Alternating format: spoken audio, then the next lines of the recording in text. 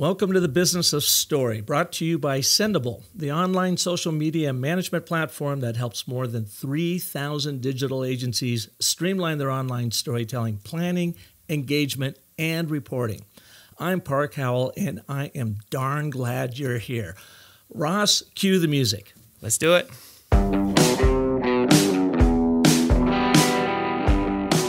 Today with us, we've got a friend, a past client, a fellow storytelling practitioner, a startup guy that has had a lot of success and has been through the highs and lows of starting a tech business, and a guy that we mutually share the love of storytelling. Ross Sylvester, welcome to the Business of Story. Thank you for having me, Park. And I would say my favorite identity is future client of yours. So I'll say that to kick us off. Well, I appreciate that. Now, Ross and I, we hadn't spoken in about a year. He helped build his startup, which then merged with a local company. And he's going to take us through that in a minute and how storytelling played a major role in not only defining their brand, growing their market, and ultimately leading to the merger, a little bit of there. But in this COVID lockdown, Ross has been living about, 2 blocks here from the office, from the studio. Yep. And he reached out last week, congratulated me on the book, took the online course in record time. He did it in 24 hours. So we're going to talk a little bit about that. But as we were chatting last week, and I was hearing actually we were chatting earlier this week, hearing all the great things that Ross has been up to, that I thought you, as a listener of the Business of Story, would learn a great deal from this young man that has done some really amazing things in the startup tech world. So Ross, welcome. And because I have not prepared enough to actually review your bio as a friend, I'm going to let you do your bio for our audiences today. Fantastic. So thanks again, Park. And, for me, if we go back to about 5 years ago, moved to Phoenix, Arizona for a small software company, very traditional in the sense of kind of the Silicon Valley type, started in a garage, small house of people, big dreams with advanced technology. And really the big idea of the company was using technology to help schools and students to be able to find new avenues for funding to be able to pay for their education. So was able to start the company very small with a few people. We grew the company, caught the eyes of some pretty notable investors, and then I led as the CEO the acquisition to now where the technology lives is with Campus Logic, which is the fastest growing software company in Arizona and the fastest growing education software company in the country. So I'm led by a gentleman, Greg Scoresby, who's just an absolute incredible human being and business person and a natural storyteller. And I've learned a lot over that course of the process. I think we were chatting right before this around the concept of unconsciously incompetent. And I'd say I was there where I didn't even know I was unconsciously incompetent to the value of story until I ran into Park, kind of the classic, ran into the mentor, learned about this story cycle. And it really was, I would say, the biggest asset that I had being a CEO of a company, being able to go through the acquisition process. I mean, daily, hourly, weekly, monthly board meeting to talk to the company, to investor pitches. Like, it was always about the story and the theme of the story. So had a lot of fun with it. I've learned a lot. And in this, want to share kind of what my key takeaways have been over the couple of years, the key insights that have stuck out to me and how I think they can work to drive revenue for people, to increase online conversions. And really, one of my favorite things that you said, which again, going back to kind of the beginning, I had so much fog. And I always think about, revenue or this, but you talk about the clarifying your story really kind of clears up that fog and makes your life better. I would say that that's so true. It's about identity. I didn't know how to tell the company story, which then I couldn't pitch investors or I couldn't get my company around. But then when I learned that concept, it just made my life easier, which just made it more fulfilled and more fun. And we started to have a lot more fun as the wheels started spinning and the rubber hit the road. So excited to walk through it today. Well, I call that messaging malaise, and we all experience it at some point. When you wake up in the morning and you're just like, oh my God, what am I doing today? Am I on vision? Am I on mission?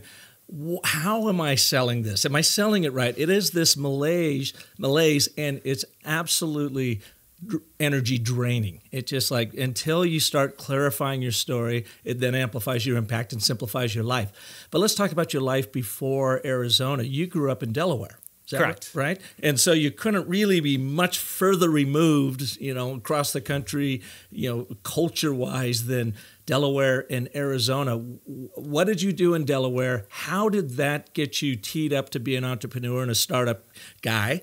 And what brought you to Arizona? So the nickel tour of the story is about 12 years ago. I was at the University of Delaware, and I met a gentleman by the name of Matthew Race. Was a fellow student. We met sophomore year, and really an incredible human being, incredible guy. We kind of came together to say there's this new concept kind of starting. This was before really Instagram or Snapchat was really a thing. We just thought that there was a rumble that young people wanted to start companies. So we came together. There was a venture development center. We said it's a closet in the business school. So worked with him, ended up pitching the dean of the business school for funding. Hey, let's just get a little bit more money to expand this. I think we asked for $10,000 for the pitch. The dean ended up coming back to us and said, I'm actually going to grant $150,000, which ended up turning into a $3 million donation the school got. It now has built out a prominent. And this is the University of Delaware. The University of Delaware has built out a prominent at the Horn Center. So you guys are at the beginning of that. Yeah, really at the genesis. And it was fun. I mean, it was kind of like we're so young, but it was fun. And then the famous kind of conversation, I ended up getting a job for a consulting firm based out of Europe that had a satellite office in the U.S. So I spent some time in Manchester, England, which was super cool in the research space for market research. And so then Matt, when we're graduating, I'm like, I got this consulting job. It's really great. My parents are really proud. Like, this is really fantastic. And Matt, I go, well, what are you going to do? And he looks at me with this stern look and he says, I'm going to start a business. Isn't that the point of what we were doing here? And just like cut through me in every way. My soul was just cramped. And so I and he like didn't laugh. Just kind of like walked away. So it's funny. So what ended up happening is that's the entrepreneurial way of saying, dude, what? Like, we were supposed to do this. Like, what about all the nights and all the stuff we've put together? So it's funny. So he ended up starting a software company outside of work, which was really just rooted in the fact that there are people at schools who there's not equal distribution of wealth like there is not in the country, and therefore opportunity and access is not equally distributed. So he said, I think there are financial mechanisms, like PayPal was really starting to become a thing. The idea of... What year are we talking about here? So that was 2011. 2011. So really people were, between kind of PayPal and like WordPress, kind of this concept of now I can create my own website more easily. I don't have to hire a designer. And you're also coming out of the Great Recession at that time. Yes. So we're coming out of it. He launches it. And really kind of puts those two technologies together, financial technology and storytelling technology, really under the brand of a university to help a student or a student organization be able to raise funding for anything from, a Hyperloop team who needs $10,000 to go into a competition but doesn't have the money. Or even more so now, as part of the acquisition, you have low-income students who for any just like life reality, run into financial unexpected hurdles and need $500 to pay for books or to be able to go into classes. So it's kind of a sponsorship mechanism that we now have and had a lot of fun with it over the years. But it started back then. And that was the genesis of USeed. Correct. Is that what you called it then? USeed. Yes, correct. Yeah. And the idea then too is to use basically proven online fundraising techniques a la Kickstarter, but to help these kids reach out to their family and their friends and their aunts and their uncles and say, hey, need $2,000 for this, study abroad or whatever's going on. Excellent. And so exactly. you, in essence, were empowering the individual student to use the same online fundraising abilities to go out and tap into their network. And it's kind of, it's an early part to, I think the company really inflection point we're going to talk about a lot of it was when we looked at we were the only mechanism where the university was involved. And, but really the superpower was helping the students tell their story and for the student to understand story. And I think that was really where a lot of students are just saying, give me money. Never is going to work. Yeah. And even in companies, you see that startup companies, even big companies, you see people in their messaging, political down to just even any company going, to investors, hey, we need new capital to expand, but they're not telling a story. They're not wrapping it, and therefore our brains can't comprehend it, and we can't. What do you say? Kind of dive into that story. We can't become a part of it. So once we've kind of started to see story as a huge mechanism and started to teach that to students in the technology, we really started to see the results go up in the form of how much average campaign sizes and what brought you out to Arizona from Delaware? So it's an interesting story. So a little bit of a sad one, but so in 2012 my mother passes away. Decide to leave the company, kind of sell all my things, and go on a little bit of just sell my car, sell everything, and go on a little bit of a trip around South America. An introspection tour, huh? Yes, really needed it. My mom was just such an amazing person, and was just it was a devastation. So I'm sorry for your loss. Thank you. So went on the trip and kind of got to a point and met some incredible people. Ended up meeting the guy who ended up buying WhatsApp. He was on the Facebook team who bought WhatsApp, ran Instagram Asia, and that was an inflection point because I was pretty low at the time, like in just the morale. I'd left, this thing had happened, and I was starting to get really down on the story. And what do you say? The most important story is the one you tell yourself.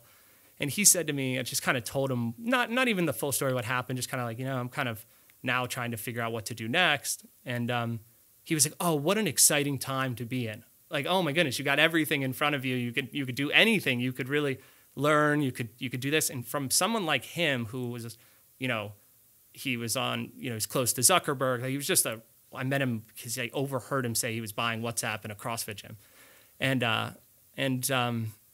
And so he was really a really incredible guy. His name's Kai Alvarado. And he, I'm getting the last name of it slightly wrong, just wrote a book called Get Together. Really great guy. That was kind of a turning point. So actually just a month after he says that to me, serendipitously, Matt from the previous story calls me and is like, hey, we just signed Arizona State. This is the university for really a value add contract. And we're kind of thinking, how do you take this idea and turn it into a business?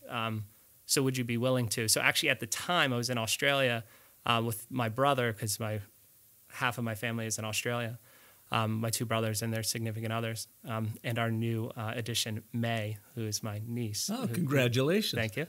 And so I moved here I flew from Sydney to Phoenix. I'd never been here. The first day I was here was 120 degrees, which is of course. I don't care what they say. It's not dry. It's dry, but it's not. It's still hot. It makes you wet. Yeah, it's still hot. Yeah. So got here and started to launch the company with them, which was a lot of fun. And what year was that then? I think it was 2015. 15. I think, or end of 14. And then you guys have been here ever since. You built it and then sold it. And so to get to that point, when did you start realizing that storytelling was going to play a major role in the building of UC? So that goes back to shortly after I got here, there was the first ever Phoenix Startup Week here, which are kind of these innovation conferences. They host them around the country now. And I actually met Greg Scoresby, who ended up acquiring the company at the Phoenix Startup Week. He gave a talk on focusing on revenue, which is important for anyone. I think we often think it's like this weird word, revenue, but it's the lifeblood of a company. It's just normal. It's exchange of value. But so he gives a talk, and then at the end of the week, you gave a talk, and I walk into the talk. I see it I'm looking. I don't even think it was an app at that time. I think it was just like they had the signs up. So it was like, old school, same stuff, just different world. And so storytelling. I said, my dad is a unbelievable storyteller, kind of very naturally, but studied. And I was always kind of preached the value of story, but I never really knew like what really is a story, which is a weird question, but it's like, well, what is a story? How are stories created? So I went to your talk, and then I was just saying before we started that I left and I was on my phone. I emailed the company. We had, I think, probably like 8 people at that time. And I said, like, I just left the best talk I'd ever seen in my whole life. In person or digital, online, offline. It just blew the house down. So I just said, I need to know who this person is. Park Howell is like, this is the the lightsaber that we don't have. This is the skill that we don't have that could be the inflection point. So it was early on in the company that we met, and I think therefore was so powerful as we brought on investors, as we went through the acquisition, and even just helping students who raised millions of dollars purely through the power of story. So I thought that was cool, and that was really the talk that we went to. Oh, well, thank you for that. And it feels good from my standpoint to have that kind of impact, because I know with USeed and the platform, you actually started teaching them how to tell their story too. So it wasn't just providing a technical platform them to get out there, but how to actually intentionally structure their messaging in a story framework. Yes, which prior, kind of going back to Unconsciously Incompetent, I did not know who Joseph Campbell was. We're relatively close to the Campbell Soup Company back in Delaware, so it's kind of thinking maybe that the founder of Campbell Soup. The founder of Campbell Soup. He's obviously famous, wealthy, and I think actually somebody from Campbell Soup lives in Arizona. So learned. You were thinking he was the soup guy. I'm like, all right, Park's got me on Soup here. Soup's iconic. Andy Warhol. There's something happening here. There's something coming on. So did not realize it was America's foremost mythologist and created the hero's journey. The hero of 1,000 faces. I didn't know any of that. And I think even as people, I think that we were talking about the different types of people. Like the first phase is like I know what it is, or I slightly know what it is, and that's where I was kind of in 2015. And then once you learn about all these things, kind of the evolution of learning happens, and you apply them, and you learn through trial and error. Have learned a few things going through it, but it was funny. It's funny thinking back to it, just going.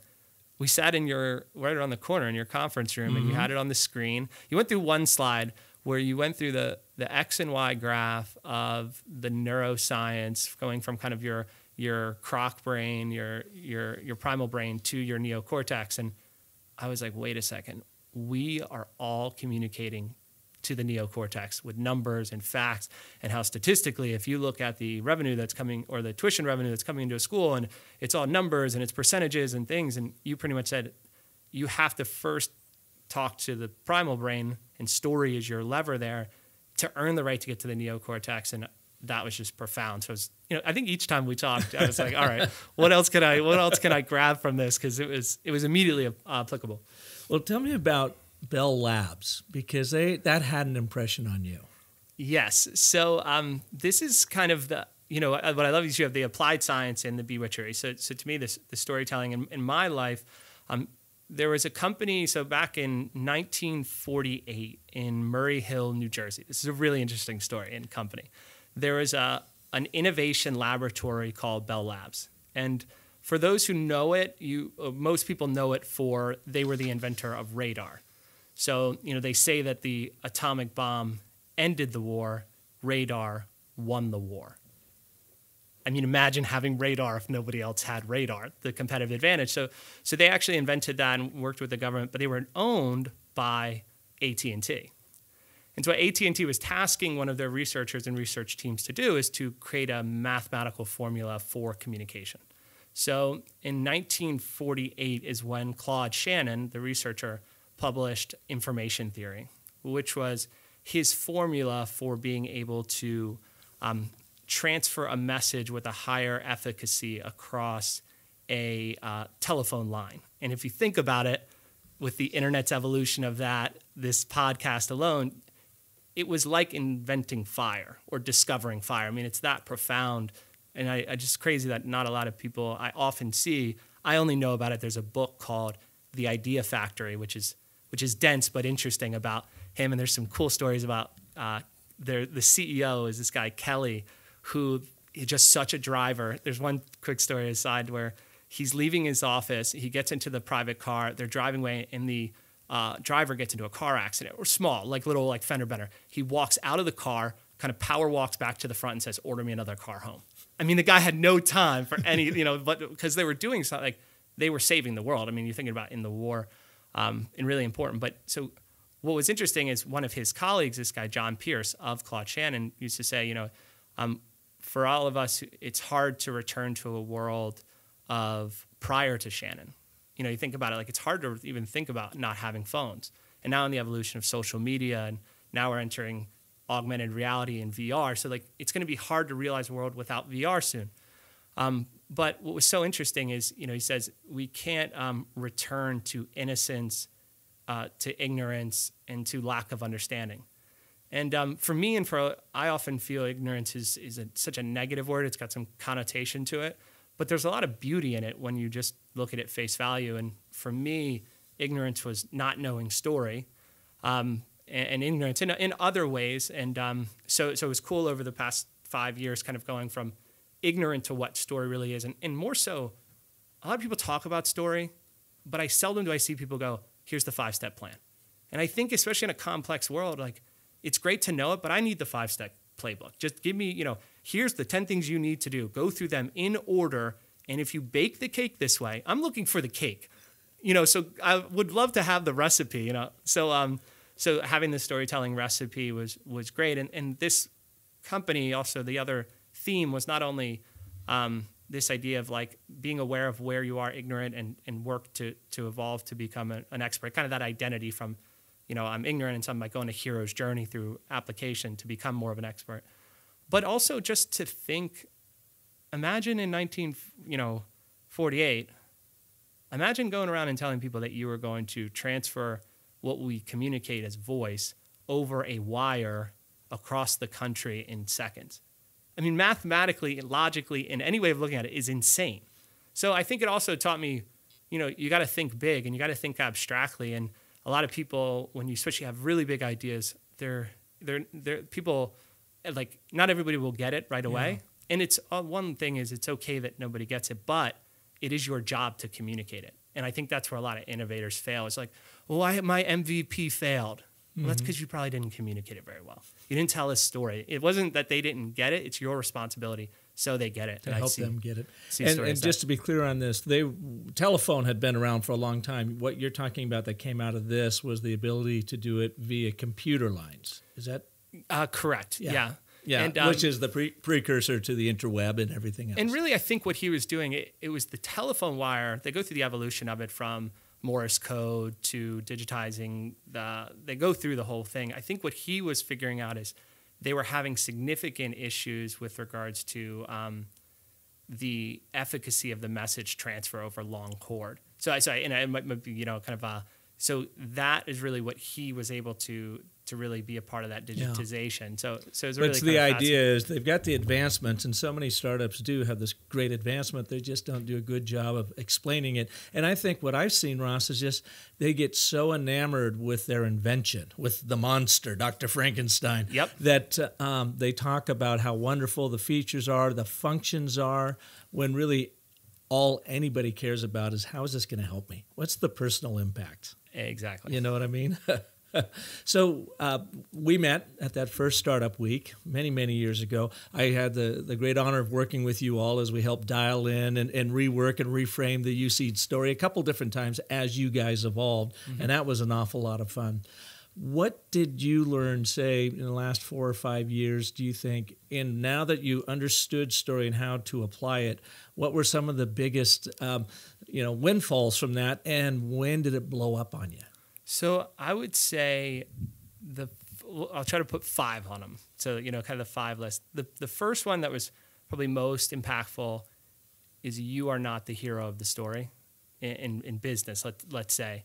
And you can, when communicating to a customer or a prospective customer, they're the hero, you are the mentor. And that was a profound shift. I think because you kind of, you look at brand archetypes, you might see yourself as the hero of the story. But in reality, if you shift to the mentor view, everything changes. So you look at your hero, what journey do they want to go on? What obstacles are they in? And how can you uniquely teach them something, provide a service for them or a product that helps take them on that journey? So I would say the first one would be you're not the hero. And by the way, that is the number one paradigm shift I see with almost every brand. And I've done it so much now, it seems like it should be obvious to all of us, but we do get caught up in that navel gazing, thinking we are the hero. I just saw an ad on TV for Reuter heroes, and it's like a plumbing company, and they're the Roto-Rooter heroes, and that just cracked me up. So 100%. actually, you're not. You're wielding that lightsaber of that rooter, but your hero is that poor man or woman whose toilet's backed up. 100%. And I love that one. It is a paradigm shift. That one's a paradigm shift. Yeah. I'd say another one that's right along that realm that in all of these 5 I've learned from you, is story is about identity. And I think this is kind of a cerebral but profound concept that I think we often think, oh, well, I'm in the business of helping schools save money or helping save students from dropping out, which raises a lot of revenue for tuition for the school. It's good for all parties. But really, if you think about the hero's journey, it's, we often work with the financial aid office in my day-to-day. What is their internal conflict? What is their personal conflict that we're solving? Is it that they're stressed out at work? Is it that they're looking for more resources? What's that kind of internal pain? And then to me, that's another shift I've seen where you stop kind of going, oh, well, I can help them go from what, number of students they've dropped out. They're at X percent, and now we can get it to Y. I think I've seen a big shift from the concept of identity where what's their identity? They want more resources. People want more respect. They want more clarity. And that's an identity. I don't have clarity, but if I go on the hero's journey with said company, I might get clarity. So you're really profound. To help you define their persona, who you're sitting across from, what makes them tick. And I talk about this, and my process has evolved some too, but I talk about that's the stakes, step 3. And it's what do they wish for and want? So what emotionally do they wish to achieve? And so often brands skip right over that and they just go right to the want. Oh, they got to want this, But no, you got to first really understand who they are, empathize with them, and what is it that they emotionally wish? Is it that I don't want the fear of being wrong anymore? I want to get rid of the fear of losing my job because I'm not raising enough money. I want to get rid of this frickin' frustration because I have no way to administer this fundraising in our own way of doing it. So really tapping into what they wish for. And then you say, well, you might want UC, the physical now manifestation that is the tool that is going to help them fulfill their wish. And I just think, make no bones about it. Every brand is in the wish fulfilling business. Prior to knowing that, we wasted a lot of money. And, you learn as you go, but you are so right. And I think that's so lost. I remember just as an aside, I was about to do an investor presentation. And I think I emailed you or I texted you and I was like, hey, do you have a second? You were like, I think you were in Washington. You were like, I'm in the car, but call me. And I start going into it and you were like, all right, let's take a step back. Who's the audience of this story? And I think, even to me, that's point number 3 is always think about first, who's your audience? Who is that actual audience of the story? Because one story to one group of people is going to be riveting, but may not to another, or how you tell the story. So I think, the first step of anything, to your point, is that third point is who is the audience? Who are the people that I'm going? That's first. Who is the hero? And really, who is it? How old are they? What's their education level? What are their desires? Really, and I think people call it often. You often see, well, teach in university, you see a lot of content. Their persona. I mean, it's really just who's that person. Like, let's think about who they are and what do they want, and let's help them and tell a story that they resonate with. And when you do that, then you are placing them at the center of your story. You're getting out of your own way and really understanding how you can actually help them. And one thing that I have still struggled with, and I think people struggle with because it's just a hard thing to get over, but I've seen the power of it, and you do it really well, is, I think the fourth point is kind of, you talk a lot about stakes.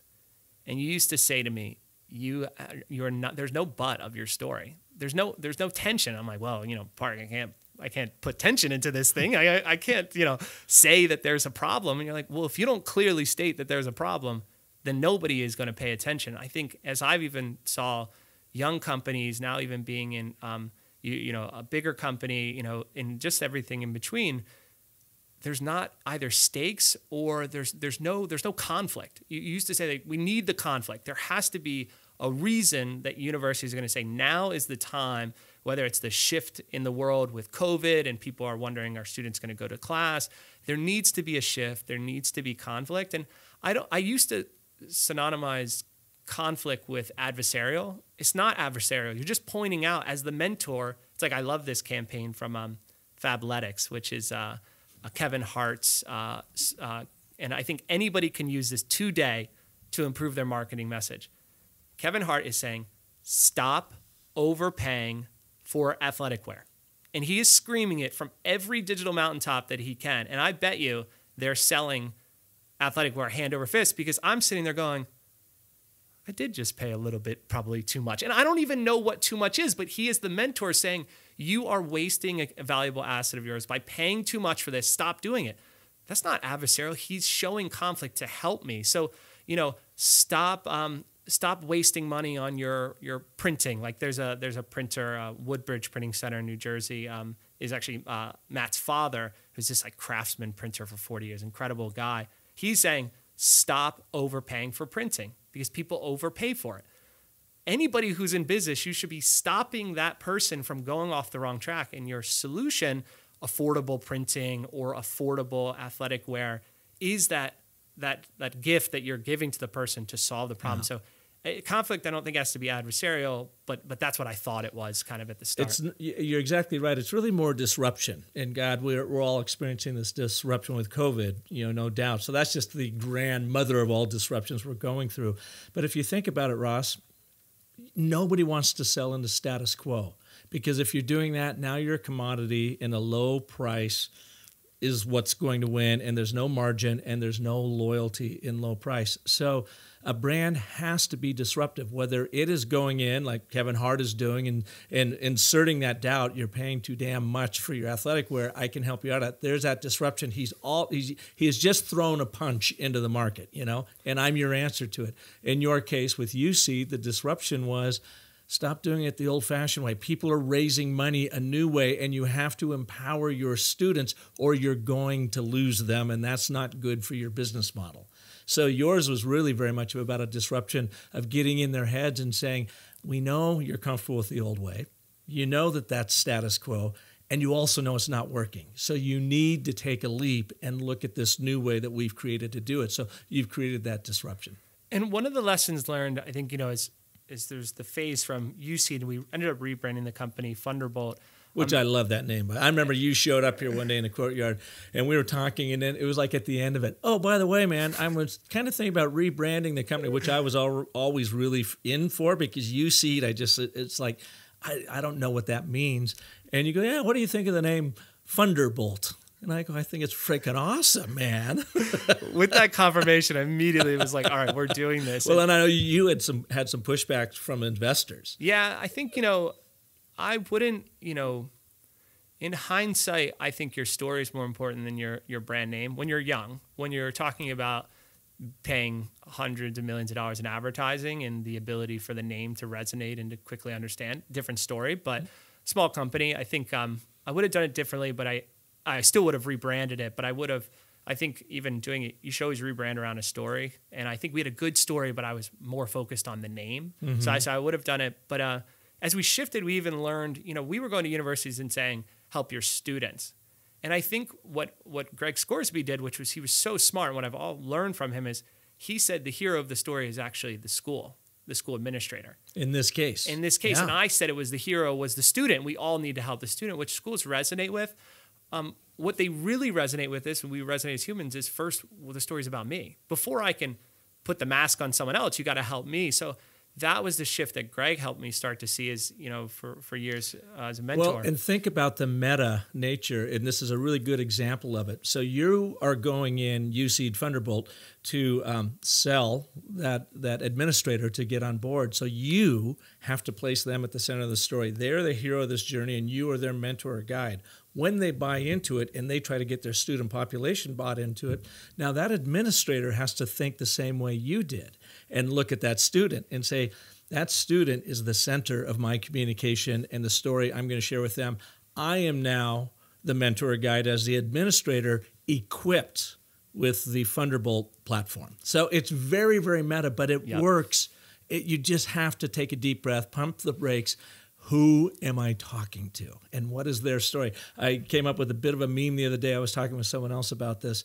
And it goes to the effect of, to make my story our story. I have to tell it through your story. And that's what we're talking about here. It's very meta. It messes with your brain. But whenever we are the storyteller and we become the center of the story, nobody cares. We become a bore. It's so, I think that, even that kind of, even wrapped in that, I think is something that I've, over the years, I think for people listening to this who know story, to feel very comfortable with the 10 steps to consider themselves the next Joseph Campbell, is there's always confusion that goes into when you're overly, like, to your point, take a deep breath. And I think one of the things I've recently learned, which I think I watched previously, but in the context of when I got the course, was your TED Talk on the scenes and the story. I was so wrapped up, and have been for a long time, in how do we tell our company story? You're talking about something that is years in the making, with multiple actors, investors, stakeholders, universities, and companies deal with this all the time. Where do we start the story? Who should the story begin? And then it is a complex process to go through. Now, you need to go through it and take the time to go through it. I think the immediate thing that what your TED Talk, with this profound controlling idea to me, is focus on the scenes of the story. And the scenes of the story, one by one, create the story. And that to me was another, it's kind of like they're all, it's kind of like, you're in a universe and there's a lot of fog, and then the fog dissipates. You're like, okay, now I can see another village, or I can see another town. That was another one for me where I was like, wait a second. That's kind of the fifth point of the 5, is the scenes and the story is profound to me. Because now I've been more focused on, instead of here's the huge story of sponsored scholars, what the technology is called, instead of just being like, here's this technology, and this is like, when we started it 7 years ago, and here's this profound story. I said, this morning I was speaking to a university who saw a student come into the office in tears. And what happened is they couldn't pay their bill, and they're running into a lot of financial trouble. And then they said, well, we actually have a new solution for that. And then the student raised the money in a short period of time and is now on to become an engineer. That scene is like so, even almost sometimes more resonant than this huge kind of longitudinal story. So I think you need both. But what I would say, and I've run into it, is, and this is, I'm not trying to over promote, but I do want to make the point clear. It's hard to do this without a mentor. So like you do get confused. Like that's part of the fogs and crevasses, but it's one of the parts of it. It's like you will get confused. You will go through a road of trials, but there is victory on the other side. There is success. I think it's the old never give up. Like you will get through it. But get a mentor. It's just so much easier. Learn by trial, but also just if someone knows how to do it, just go for that. It's such a faster route. Ross, this is great. I want to take a quick break and talk about my good friends over at Sendable because they do very similar to what UC did. They've got this great online social media management platform, just like you guys did, but they don't stop there. What Gavin and his team does is they help their clients become better storytellers online, and they actively do storytelling training so that you can turn your content marketing into content storytelling. I'm a big believer, as you've heard that old saying, that content marketing is king, right? If that's the truth, then I would say storytelling is the kingdom sorcerer, because that's where the magic happens. And that's what Sendable does. So let's come back, and I want to ask you right after this message from Sendable, what was your biggest story fail? Because we all have them. We go in with the best intention. We want to nail this story. And then we walk out head hanging, and we're like, crap, that didn't work at all. So let's talk about that right after this. One of my most time-consuming tasks at the Business of Story is planning, publishing, managing our online storytelling, and then reviewing engagement and tracking success. You know that feeling? But it's been made tremendously easier with Sendable, the social media management platform relied on by more than 3,000 digital agencies the world over.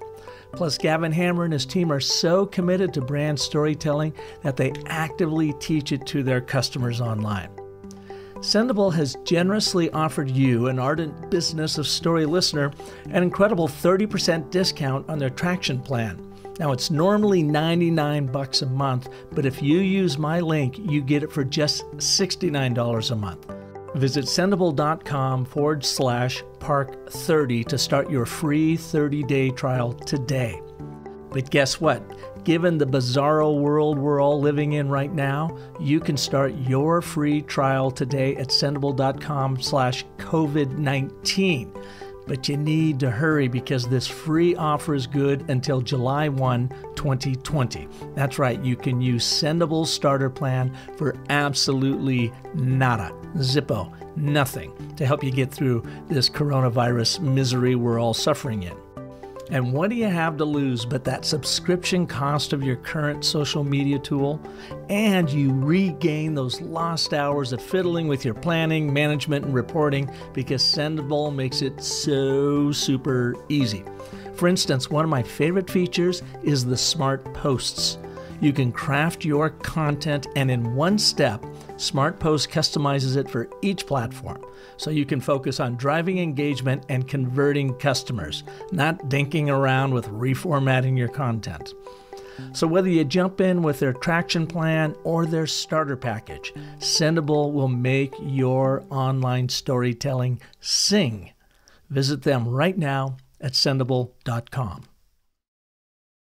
Welcome back to the show. Park Howell here with Ross Sylvester. And since I didn't do his bio leading in, I didn't even bother giving you his title. So Ross is the product lead for Sponsored Scholar at Campus Logic. Campus Logic is the company that bought your company, merged with Thunderbolt. Correct. And so you are still in the education realm and helping students raise money. And what is the core purpose of the brand? There's a big problem in the world that 3 million students drop out every year with in the university space because of some financial reason. They get confused in the financial aid process. They don't have access to funding. They don't know the real cost to college. So Campus Logic has built a student financial success platform, which serves as kind of a digital Band-Aid to solve that problem, or digital bridge. So it's really fun. And then we have different modulars in this platform, and I work on the team that works on sponsorships. So helping students and universities look at who's in their network and how can you use the power of an individual story, a student story, to help find new funding to get them to stay in school.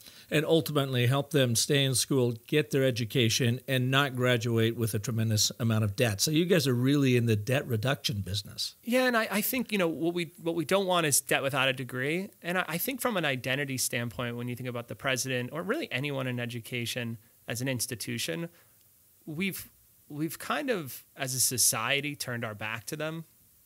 All we hear about in the news, the value of college, is it worth it?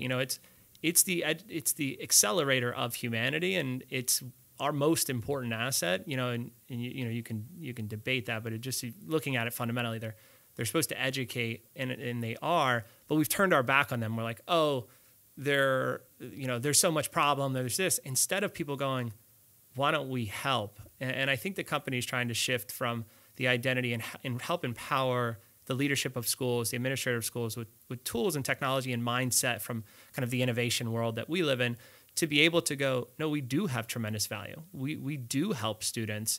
We change lives every day, and helping them tell their story better, to be able to have less students drop out, solve that problem. Like 3 million students should not drop out for financial reasons. They shouldn't drop out for academic reasons either. And I, if students transfer from school to school, that's, totally fine. But you should not be from working at McDonald's, go to a university, then drop out and work at McDonald's with $50,000 in debt. And it's not necessarily the institution's fault. I'm not saying that there's no problems in the system. There's problems in any system, but we as a society should not turn our back on them. I mean, we should be looking at it like, hey, how can we help?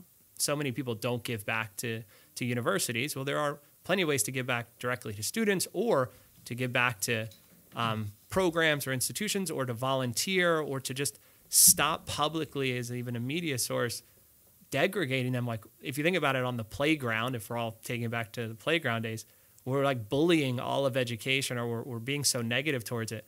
Why would we expect collaboration? It's so adversarial when it's such a beautiful thing. Like the idea of smart people coming together now digitally, but even in person, hopefully this fall. It's a beautiful thing. It's a life-changing experience for a lot of us who have gone through it. I wouldn't be sitting here if it wasn't for the University of Delaware and that entrepreneurship division. So I just think that from the company standpoint, we want to help them solve a big problem. And if we solve financial success, then we're going to drive student success, which is ultimately the outcome everyone's looking for. No, you're doing important work out there, and you've got the technology and the know-how to do it. So I would imagine you come into some roadblocks when you're coming into Yes. old, antiquated thinking in higher ed. I know because I taught at ASU for 5 years, and I was fortunate because I worked with some really forward-thinking administrators, and even though I'd never had any experience teaching at that level before, they're like totally cool. Even the dean of the school came in and sat through my initial presentation. He was completely vetting me, and I knew it. I'm sitting there, and I'm just like, yeah, I know I'm totally getting vetted here. And they said, great, you're a professor of practice. Come in here and teach us storytelling as you know it. And I loved it, but I also know you run into major, major roadblocks with old status quo thinking that it's your job to cut through and get them to see something new. And I think, and we're going to get to that story fail in just a second, but I feel like in this disruptive world that we're living in right now, now's the time to change, and people are more open to change all of a sudden because they're like, holy cow, how am I going to get through this? Yeah, we were. I remember us talking about it right before we got on. That I kind of have a view that this is the inciting incident of humanity. Like this is the shift. COVID is where people were going, I'm not going to be on social media. I have to be on social media. I have to figure out a way to get in front of people digitally. Just putting a sign outside of my, place is not going to work anymore. And even for a lot of businesses who are, like I'm a massage parlor business. What do I do in this? I need people to come in. Have to be creative on. I'm a massage parlor business. That's an interesting massage studio. You mean Massage Envy versus? I was thinking of the old massage parlor. Sorry about that. So they have to be innovative. Can they turn their business into an information business where they say to people, we'll teach you how to give a great back rub for a small fee, or we'll teach you how to be an expert. Like if people can't come in, you have to be creative. And I think that it's scary, but it's needed because, so with regards to the university space, it's definitely a trying time. They're, trying to figure out, we've built an institution, and there's reason. I think it's, I think empathy is one of the greatest superpowers of story and of life. We've got some great people, and there's this woman, Amy Glynn, who's an expert in higher ed. She's one of my favorite, if not favorite person in the company, because she understands what they're going through. They're under regulation by the government to be able to fulfill on certain things, to get access to the government's money to pay for students. It's kind of, the government in a lot of ways is the bank of the schools and other banks. But there's so much regulation, it's confusing. So, you first have to kind of work with them to understand the regulations.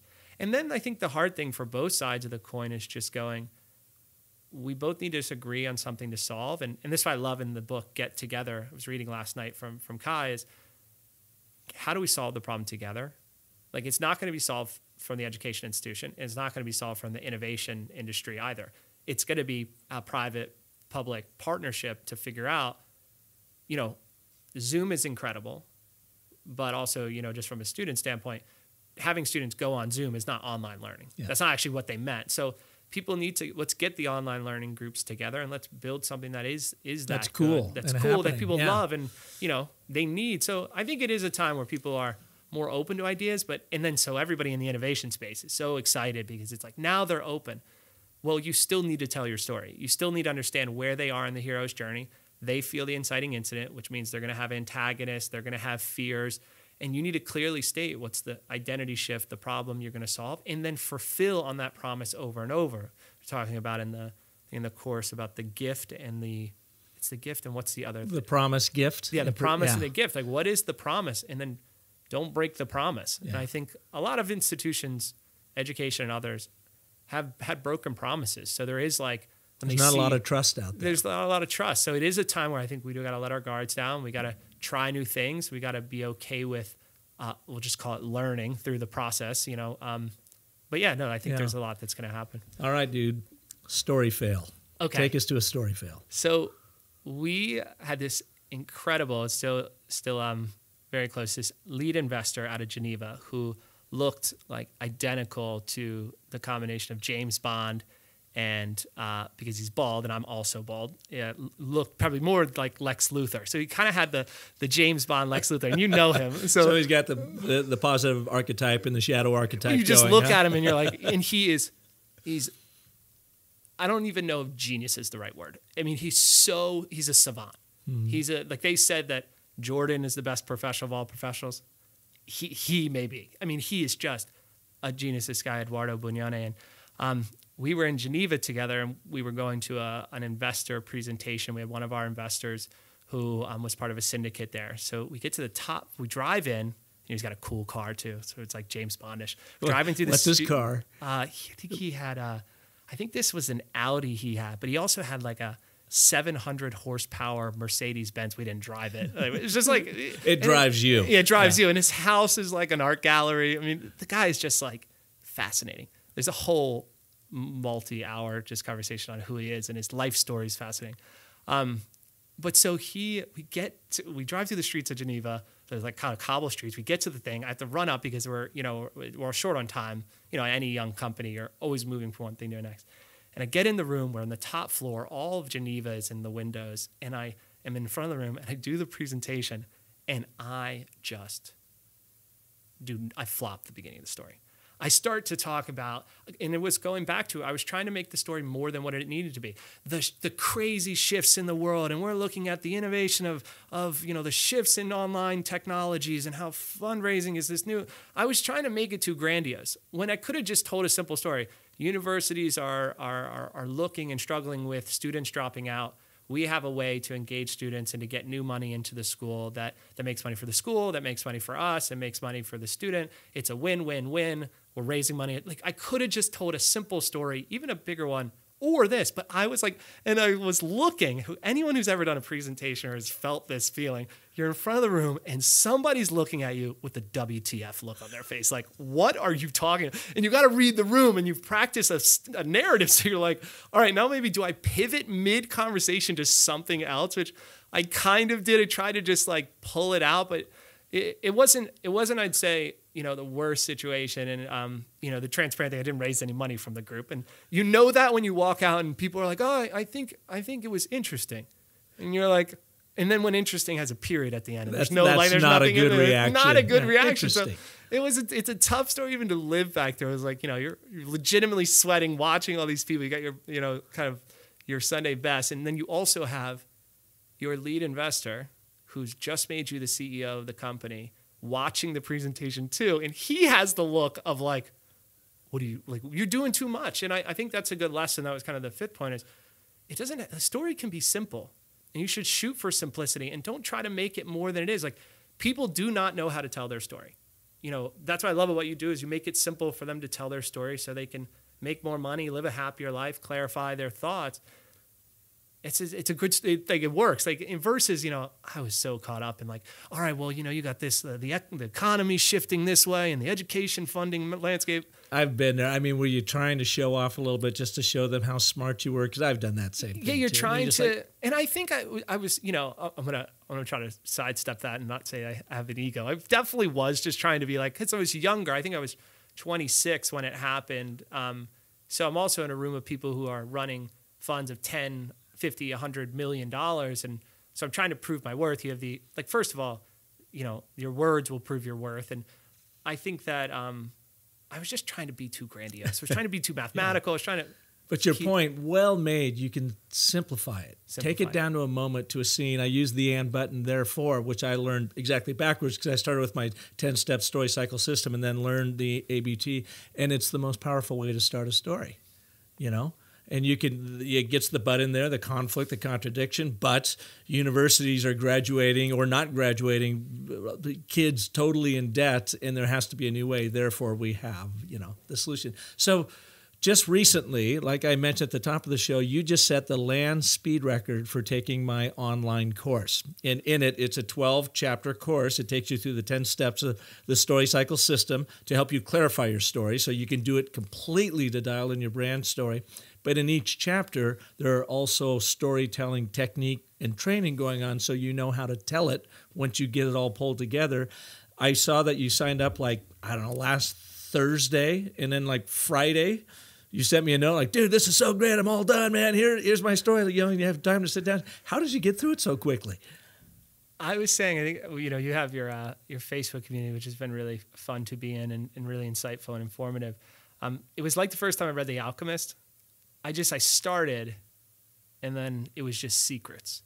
So each time I click next, it was like, there's a new secret. There's an advertisement in there from Airbnb.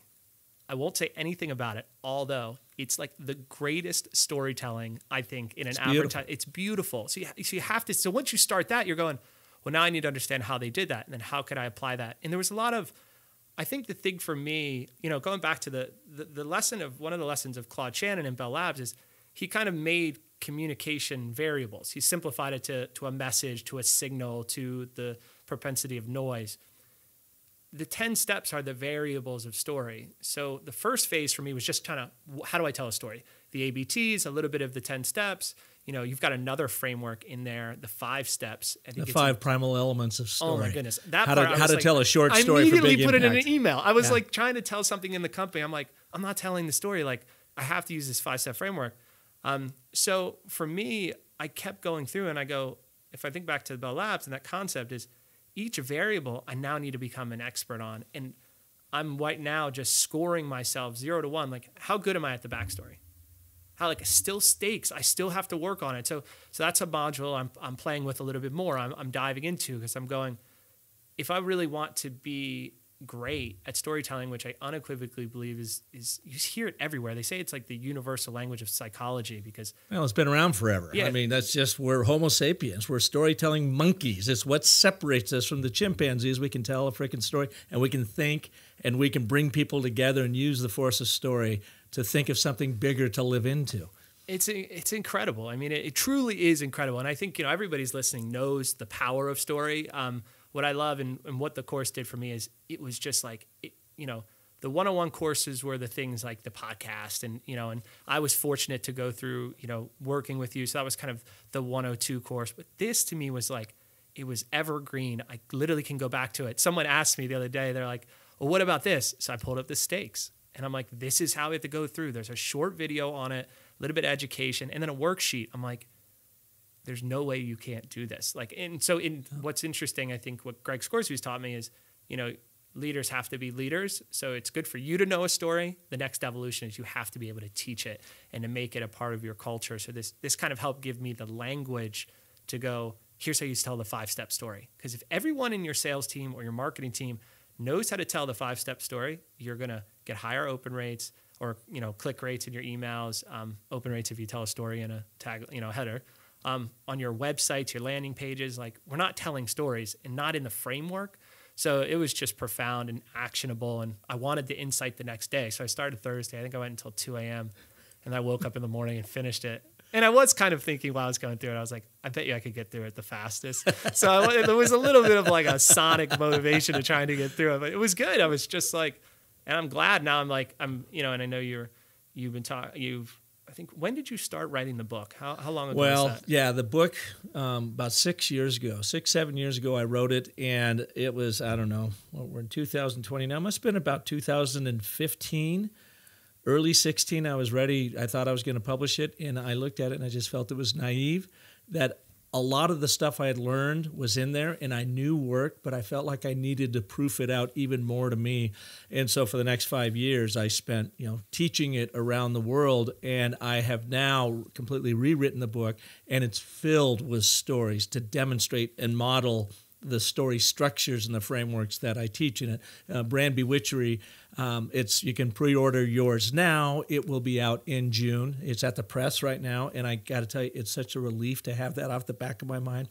But I'm really proud of it. It's 288 pages, takes you through the 10 steps of the story cycle system, teaches you the process. It demonstrates it in action throughout. And then I also added, in answer to the question so many people get, or give me is that, okay, I've got my story, now what? So I've got the whole rollout, foolproof rollout chapter 12, that says, now here's what you do.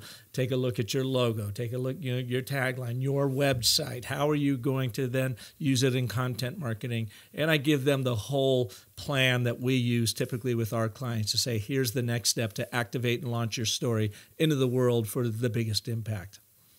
So, yeah, I'm really happy with that. And for those of you listening, if you're interested in the online course, just go to businessofstory.thinkific.com.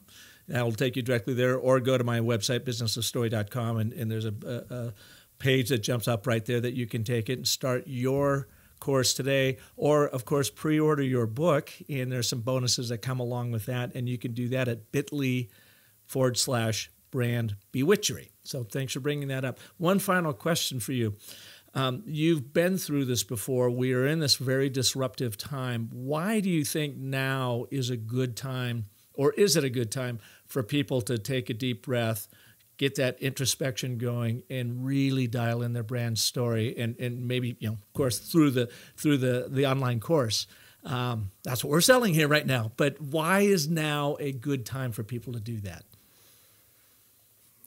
So if I think back to, it's even a story within a story. You look at, when was Instagram founded? 2007, 11.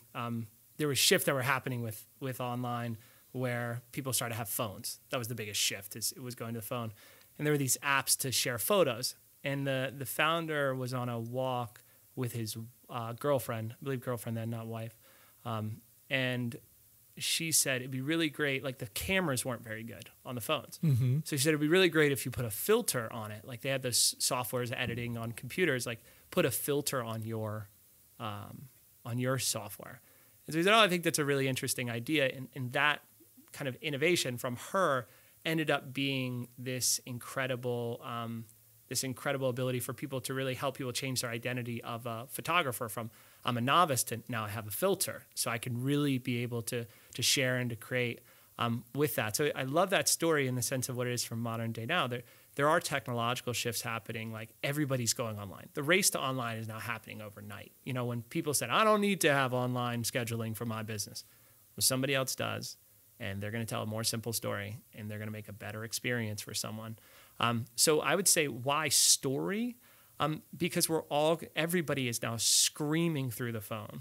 And I think that those people who say, stop overpaying for athletic wear, and they're able to tell that message and to tell that story. And then, first step of story is just, or advertising, you're piquing someone's curiosity. So pique their curiosity and then use story to take them on a journey. I'll leave it to you to say, because I don't think I said it, even when I said it in the Facebook group about the train. That sentence is just profound. The train taking you to a destination, and that's what a story does too. That to me is the one thing. Every single person wants to go on a destination. A lot of people now more than ever are looking for trains to get on to go to the top of their mountain, whatever their mountain is. And if you can communicate through story, and that's what story does, is it puts them on that train. And if you have the 5 steps and the ABT, and even the 10 steps to me is really about branding. It's really about creating an strategy. Asset. It's a strategy. Story. Yeah, and it also makes you think about your audience too in a big way. In a big way. And I like the evolution that I went through in the course. And that to me is like, you need that right now. It's like going to people and speaking to their logical brain, especially when they're being crowded with noise. It's just the number one reason to do it is it will work. And you're going to stress less, and it's going to be better for you. It's just, and I would say for the people, because there's always a skeptic, like my father's a physician, and an incredible physician, worked to get rid of cigarettes in public places, and then eradicated really HPV with the Gardasil vaccine. Wow. Is now working on COVID. So really an incredible guy. He wants the research. So a lot of people listen to this and they go, it's all about story. Well, give me the research of 1,000 people who did story and 1,000 people who did it. Like a lot of times, in this instance, and we don't have, and I'm sure there probably are research, the luxury right now is just try it. Does it increase your open rate or your click-through rate by 2x? If that's true, keep going. And just try it once in an email campaign. Update a landing page and just watch the conversions and therefore the revenue come in and therefore the peace of mind, because we're going to see a shift between winners and losers, or people ahead and behind right now. Some people won't make it, and I unequivocally believe the ones who do, the vast majority of them will be using the power of story. Ross Sylvester, thank you so much for being here. Business of Story. It's great to reconnect with you. And by the way, everyone, this is the first interview I've done in our studio here, but we are effectively social distancing. Yes. And Ross showed up with a really cool mask on, too. So thank you, Park. And I want to thank you all for listening to this edition. You know, if I can be of help to you or this conversation in particular, and there's someone that you think would really benefit by hearing it, then by all means, share this episode with them. And if you wouldn't mind, if you could jump over to iTunes and give me a little thumbs up. Always looking for, more critiques and ratings on my iTunes. That helps spread the news about the business of story too. And I'm here with, new products for you. The online course that Ross talked about that's been through, we've got hundreds of people taking it now, and it's really fun because I'm seeing these stories evolve, and I'm getting some terrific user feedback on it and how I can make it even more powerful, because that's all I do. As the world's most industrious storyteller, I find it just takes work to keep dialing it in. But check it out at businessofstory.thinkific.com or go to the businessofstory.com website, and it's there too. And Brand Bewitchery, my new book coming out this June. It's at the printer. Kindle should be up maybe by the time this show airs. Check it out at bit.ly/Brand Bewitchery. There are 3 bonuses you can take advantage of right now before the end of the month, which is like in a week when this show airs, where we can jump on a free 45-minute impact call for you. I call it the most invaluable free advice you'll ever get. Plus, we will include a What's Your Story field guide with your book when we send it out to you. And you can even get 50% off the course because it would really work as a companion piece between the course and the textbook that goes along with it. Finally, as you are perfecting your storytelling skills and you are looking for the best way to share it online that makes it so easy, so simple to manage, to engage, and to report all your great success back to your clients, then go to sendable.com/Park30 for 30% off their traction plan. Believe me, you're going to love it.